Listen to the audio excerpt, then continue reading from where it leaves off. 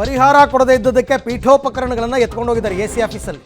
2011ರಲ್ಲಿ ಬಾಗೇಪಲ್ಲಿಯ DVG ರಸ್ತೆ ಅಗಲೀಕರಣ ಆಗಿತ್ತು. ಅಡಿಗೆ 200 ರೂಪಾಯಿ ಪರಿಹಾರವನ್ನು ನೀಡಿತ್ತು ಸರ್ಕಾರ. ಓಕೆ, ಆದರೆ 890 ರೂಪಾಯಿ ಪರಿಹಾರ ಕೊಡಿ ಅಂತ ಕೋರ್ಟ್ ಸೂಚನೆಯನ್ನು ಕೊಟ್ಟಿತ್ತು. ಈವರೆಗೂ ಪರಿಹಾರವನ್ನು ನೀಡಿಲ್ಲ ಚಿಕ್ಕಬಳ್ಳಾಪುರ AC. ಹಾಗಾಗಿ AC ಕಚೇರಿಯ ಟೇಬಲ್ಲು, ಚೇರು, ಕಂಪ್ಯೂಟರ್ನ 10ಕ್ಕೂ ಹೆಚ್ಚು ಜನ ಎತ್ಕೊಂಡು ಹೋಗಿದ್ದಾರೆ. ಚೇರೇ ಇಲ್ಲ, ಚೇರ್ನೂ ಎತ್ಕೊಂಡು ಹೋಗಿದ್ದಾರಂತೆ. ಚೇರೇ ಇಲ್ಲದೇ AC ಮಿಕ ನೋಡ್ತಾ ಇದ್ರಂತೆ. Chikkaballapur AC commission, assistant commission ಅವರ ಕಚೇರಿ. ಕೋರ್ಟು 890 ರೂಪಾಯಿ ಕೊಡಿ ಅಂದರೆ ಸರ್ಕಾರ 200 ರೂಪಾಯಿ ಕೊಟ್ಟಿತ್ತಂತೆ ಪರಿಹಾರಕ್ಕೆ. ನೋಡಿ, ಅಲ್ಲಿ 10ಕ್ಕೂ ಹೆಚ್ಚು ಜನ ಬಂದರು, ದೂರುದಾರರು ಬಂದು ಪೀಠೋಪಕರಣವನ್ನು ಎತ್ಕೊಂಡು ಹೋಗಿದ್ದಾರೆ. ಬಟ್ ಅದು ಸಾಕಾಗುತ್ತಾ ಅಂತ, ಏನು ಆ ಚೇರೆಲ್ಲ 3-4 ಸಾವಿರ ರೂಪಾಯಿ ಅಪ್ಪ ಬಬ್ಬ ಅಂದರೆ.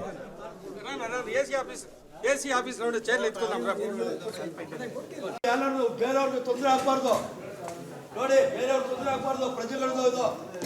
ಮೇಡಮ್ ಅವರೇ,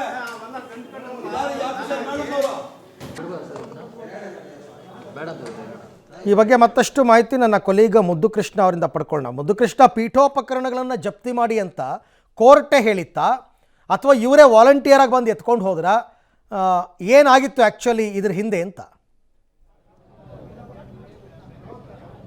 ಅರವಿಂದ್, ನ್ಯಾಯಾಲಯದ ಆದೇಶದ ಮೇರೆಗೆ ದೂರುದಾರರು ಇವತ್ತು ಈ ಕೆಲಸವನ್ನು ಮಾಡ್ತಾರೆ. ಇವತ್ತು ನಾನು ಕೂಡ ಇವತ್ತು AC ಕಚೇರಿಯ ಮುಂಭಾಗ ಇದ್ದೀನಿ. ಚಿಕ್ಕಬಳ್ಳಾಪುರದ ಮಿನಿ ವಿಧಾನಸೌಧ ಅಂತೇಳಿ, ಮಿನಿ ವಿಧಾನಸೌಧದಲ್ಲಿ ಇವತ್ತು ತಹಶೀಲ್ದಾರ್ ಕಚೇರಿ ಇದೆ, AC ಅವರ ಕಚೇರಿ ಇದೆ. ಆ ಕಚೇರಿಗೆ ಬಂದಂತಹ 10ಕ್ಕೂ ಹೆಚ್ಚು ದೂರುದಾರರು ಇವತ್ತು AC ಅವರು ಕೂತಿದ್ದಂಥ ಚೇರ್ ಸಮೇತ AC ಕಚೇರಿಯಲ್ಲಿ ಕೆಲಸ ಮಾಡುವಂತಹ ಎಲ್ಲ ಸಿಬ್ಬಂದಿಗಳು, ಅಧಿಕಾರಿಗಳು ಎಷ್ಟು ಜನ ಇರ್ತಾರೆ, ಅವರ ಯಾವುದೇ ಒಂದು ಚೇರನ್ನು ಬಿಟ್ಟಿಲ್ಲ. ಎಲ್ಲ ಚೇರುಗಳನ್ನು ಕೂಡ ಈಗ ತೆಗೆದುಕೊಂಡು ಕೆಳಗಡೆ ಬಂದಿದ್ದಾರೆ. ಹಾಗಾಗಿ ಅಧಿಕಾರಿಗಳು ಒಂದು ರೀತಿ ಇವತ್ತು ಕೂರೋದಕ್ಕೆ ಚೇರ್ ಇಲ್ಲ. ಹಾಗಾಗಿ ಸಹಜವಾಗಿ ಕಚೇರಿಯಿಂದ ಹೊರಗಡೆ ಬಂದಿದೆ. ಇಡೀ ಕಚೇರಿ ಸಂಪೂರ್ಣವಾಗಿ ಖಾಲಿಯಾಗಿದೆ. ಅಧಿಕಾರಿಗಳು ಒಂದು ರೀತಿ ಇರುಸು ಮುರುಸಾಗಿದೆ. ಸರ್ಕಾರಿ ಅಧಿಕಾರಿಗಳಿಗೆ ಒಂದು ರೀತಿ ಸಾರ್ವಜನಿಕರ ಮುಂದೆ ಒಂದು ರೀತಿಯ ಅವಹೇಳನ ಆದಂಥ ರೀತಿಯಾಗಿದೆ. ಇದಕ್ಕೆ ಪ್ರಮುಖ ಕಾರಣ ಆಗಿರುವಂಥದ್ದು 2011ರಲ್ಲಿ ಬಾಗೇಪಲ್ಲಿಯಲ್ಲಿ ಮುಖ್ಯ ರಸ್ತೆಯನ್ನು ಅಗಲೀಕರಣ ಮಾಡ್ತಾರೆ. ಅದರ ಹೆಸರು DVG ರಸ್ತೆ ಅಂತೇಳಿ.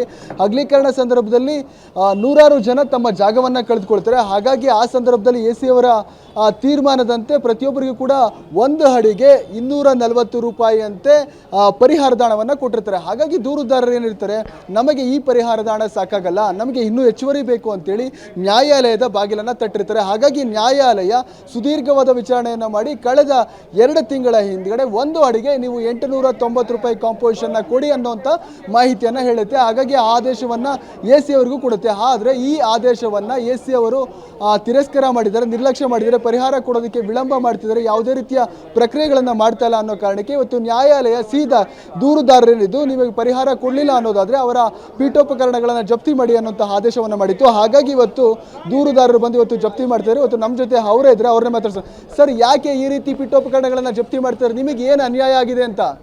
ಸರ್, 2006ಅಲ್ಲಿ ಓಕೆ, ಸಂಪರ್ಕ ಸಾಧ್ಯ ಆಗ್ತಾ ಇಲ್ಲ. ಪಾಪ ಅವರು ದೂರುದಾರರು ಮಾತನಾಡ್ತಾ ಇದ್ರು. 2006ರಲ್ಲಿ ಇವರ ಜಮೀನನ್ನೆಲ್ಲ ಅಕ್ವೈರ್ ಮಾಡ್ಕೊಂಡಿರ್ತಾರೆ ರೋಡ್ ನಿರ್ಮಾಣ ಮಾಡೋದಕ್ಕೆ ಅಂತ.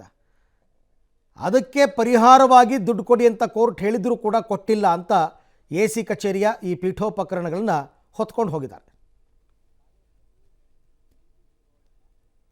ಸೆಂಟರ್ ಆಫ್ ದ ರೋಡಿಂದ ಈ ಕಡೆ 50 ಅಡಿ, ಆ ಕಡೆ 50 ಅಡಿ, ಒಟ್ಟು 100 ಅಡಿ ರೋಡ್ ಮಾಡಲಿಕ್ಕೆ ಅಕ್ವಿಸಿಷನ್ ಪ್ರೊಸೀಡಿಂಗ್ಸು ಇನಿಷಿಯೇಟ್ ಮಾಡಿದ್ರು.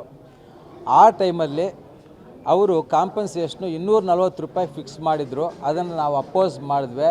2009ನಲ್ಲಿ ನಮಗೆ 240 ರೂಪಾಯಲ್ಲಿ ನಮಗೆ ಕೊಟ್ಟು ಅವರು ನಮ್ಮ ಸ್ವಾಧೀನನ ಅವ್ರು ಪಡ್ಕೊಂಡ್ರು.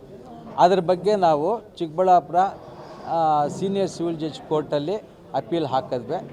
ಅದು ಕೇಸ್ ನಡೆದು ಅಷ್ಟರಲ್ಲಿ ಬಾಗೇಪಲ್ಲಿಗೆ ಟ್ರಾನ್ಸ್ಫರ್ ಆಯಿತು. ಬಾಗೇಪಲ್ಲಿಯಲ್ಲಿ 890 ರೂಪಾಯಿ ಚದರಡಿಗೆ ಅವ್ರು ಕೊಡಲಿಕ್ಕೆ ಅವ್ರು ತೀರ್ಮಾನ ಮಾಡಿದ್ರು. ಆ ಬಗ್ಗೆ ಕೂಡ ನಮಗೆ ಅಸಮಾಧಾನ ಇದೆ. ಸುಮಾರು ಒಂದು 3 ಕೋಟಿ ರೂಪಾಯಿ ಬರಬೇಕಾಗುತ್ತೆ. ಇದಿಷ್ಟು ಇವತ್ತು ಇಲ್ಲಿನ ದೂರುದಾರರ ಮಾತಾಗಿರುವಂಥದ್ದು. ಕ್ಯಾಮ್ರಾಮ್ಯಾನ್ ಪ್ರಕಾಶ್ ಜೊತೆ ಮುದ್ದುಕೃಷ್ಣ, ಪಬ್ಲಿಕ್ TV, ಚಿಕ್ಕಬಳ್ಳಾಪುರ.